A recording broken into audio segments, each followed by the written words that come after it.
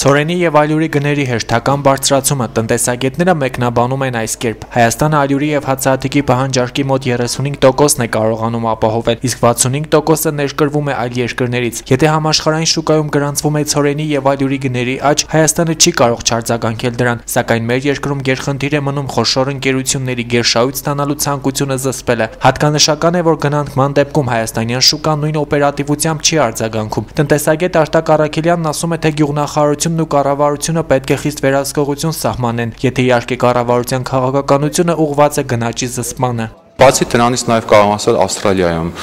տեղ ունեցող ջրերեղները, որոնք հիմնականում նույնպես համարվում են ցորենի,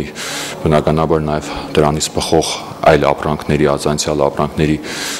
մատակարար, համաշխարհային շուկա, որը էական ազդեցություն ունեցավ գների ձևավորման վրա եւ այսպես միանգամից թռիչքային կտրուկ բարձրացում տեղ ունեցավ գների։ Անհատ ձեռներից Միշա Սարգսյանը տարիներ շարունակ զբաղվում է ալյուրի վաճառքով։ Վերջին մի քանի տարիներին հացահատիկի շուկայում տիրող անկայուն իրավիճակը շատերի նման նրան եւս ստիպել է կրճատել գործունեությունը։ Միշա Սարգսյանի գնահատմամբ ալյուրի թանկացման պատճառը ոչ թե եղանակային պայմաններն են, այլ Հայաստանի տնտեսության մոնոպոլիզացիան։ Ամեն ինչ կենտրոնացված է խոշոր արտադրողների եւ ընկերությունների ձեռքում։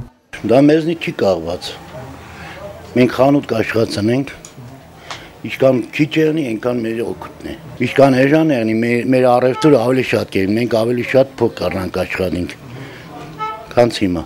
Տնտեսագետ Արտակ Առաքելյանը չի բացառում, որ Հայաստանում հացի գինը դեռ կբարձրանա։ Նախորդ տարվա նույն ժամանակահատվածի համեմատ ալյուրի 1 կիլոգրամը 170 դրամի փոխարեն վաճառվում է մինչև 270 դրամով։ Շուկայում լավաշ վաճառող այս կինն իր հերթին նշեց, որ հացի գնի բարձրացման փոխարեն շատերը քաշն են պակասեցրել։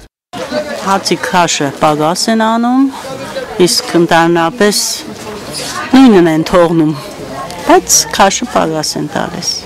Ցորենի քչությունից, եթե նոր ցորենը աշտեն դուրս է գալիս, արդեն սկսում է էժանանալ։ Հիմա հացը վաճառվում է լավաշը 50 դրամ։ Իսկ ալյուրի գինը 1 կիլոգրամը 270 դրամ է։ Մենք դեռևս, գիտեք, անցումային փուլում ենք գտնվում, դեռևս ձևավորված չեն հստակ շուկայական մեխանիզմներ, որոնք, այսպես ասած, այդ խզումը գնի ապրանքային առաջարկի նվազեցման եւ գների վրա արձագանքի, այսպես ասած, կարող է շուկայական մեխանիզմով բացատրել։ Ինստիտուտների անկայունությունը դեռևս չկայացվածությունը որոշակիորեն իհարկե ազդում է, բայց ամեն դեպքում ցորենը լինելով առաջին անհրաժեշտության ապրանք գրեթե բոլոր երկրներում տվյալ շուկան թե ազգային եւ թե միջազգային, այսպես ասած, մակարդակներով միանգամից արձագանքում է, ինքը շատ էական նշանակություն, ռազմավարական նշանակություն ունեցող հումք է։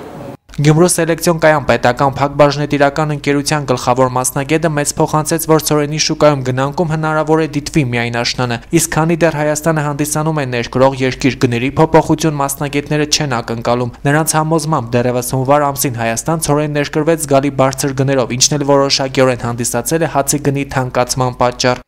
Փայլակ Վարադյան, Մարտուն Գրիգորյան, Գալանյուս։